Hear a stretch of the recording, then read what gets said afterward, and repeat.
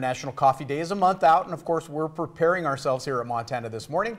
We're also approaching the 2-year anniversary of Hurricane Maria hitting the island of Puerto Rico as we closely watch Hurricane Dorian dodge the island and now threaten Florida. Puerto Rico has rich and diverse soil. Mix it with the microclimates of the trade winds and you've brewed up the perfect combination for the grounds of good coffee growing conditions. All of this leads us to a tiny little coffee shop in downtown Bozeman.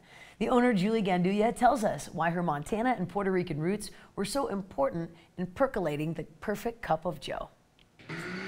Hello, my name is Julie Gandulla. Welcome to Cokie Mountain Coffee. This is our coffee shop here in Bozeman, Montana. Behind me you can see the mural that is done by a local artist out of Belgrade. On this side you can see Glacier National Park, and as you follow it, an old school map, and then on the far side you can see the Morro Fort in Puerto Rico. The reason why you see Glacier and the Morro Fort in Puerto Rico is because this coffee shop is basically a tribute to my family, my Montana Irish heritage and then my Puerto Rican heritage. And it's from Puerto Rico that we source 100% of our coffee. So the house coffee will always be from Puerto Rico. Even though we bring rotators in from around the world, when you come in here, you will always enjoy a cup of Puerto Rican coffee. So we're in downtown Bozeman at 441 East Main, right next to the Western Cafe. And originally, my mom, who's the owner of the Western Cafe, was considering renting out this space. And I was considering what I was going to do next after helping with the cafe for over a decade. And she asked if I wanted to open up something in this space. And so I started thinking about it, and along the same spirit of this wall, I decided to open a coffee shop that was in synergy not only with my mom and her breakfast venue next door, but something that had to do with me and my background. So Julie did her homework. She traveled to Puerto Rico and visited many fincas or farms. She wanted to learn as much as possible and find the best beans on the island. And then what happened next was a fortunate strike of fate. She met a very kind farmer who wanted to help her get the best resources. So we asked her for her contact information. And I write down Julie Gandulla, and he goes, "You're a Gandulla?"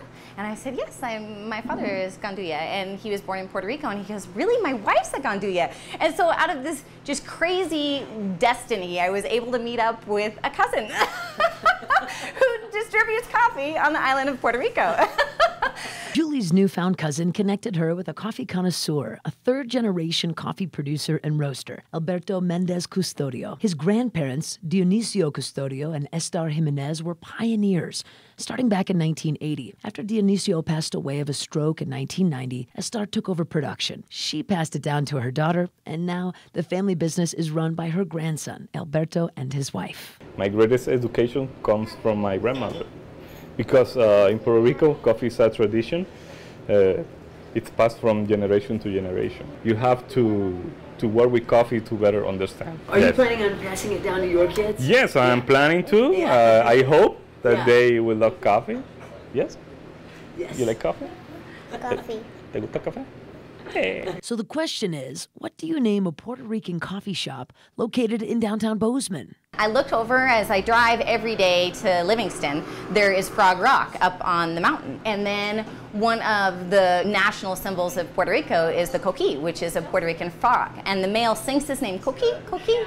And so I thought, oh, Cokie Mountain, Frog Rock. And that was another way that I kind of brought Montana and Puerto Rico together. So Cokie Mountain Coffee was born, opening its doors in the summer of 2017. And then disaster struck. The deadly Category 5 Hurricane Maria has been regarded as the worst natural disaster in recorded history to the U.S. Virgin Islands, Dominica, and Puerto Rico, causing $91.6 billion in damage and claiming more than 3,000 lives. Hurricane is something that we don't want to remember. We would drive by areas where there's full cars embedded in mountains. You know those huge wind turbines and their blades? They were sliced in half. It wiped off 80% of all the coffee plantations. It must have felt like the end of the world. It was devastating.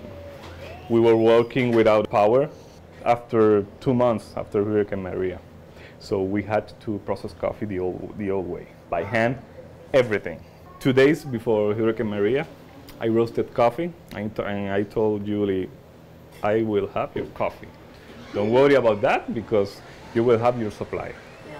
I had to travel to another town to send the coffee to Julie by mail, but we did it. Now, even though Koki has only been open a couple of months, they've raised thousands of pounds of goods and money and sent it all down to Puerto Rico for relief aid. Yeah, that was 2 years ago. And Julie says a portion of every cup of Java sold gives back to Puerto Rican land conservation efforts and the growers of Cafe Aromas del Campo, her coffee company. The grounds of her mission, we all succeed and thrive together. I just love it. Nice. Such a cool story. Yeah. And also, they make their own almond milk in-house. It's one of the only places that I've ever been to that's ever done that. Wow. It's incredible. Very cool. Yeah, very cool. Yeah.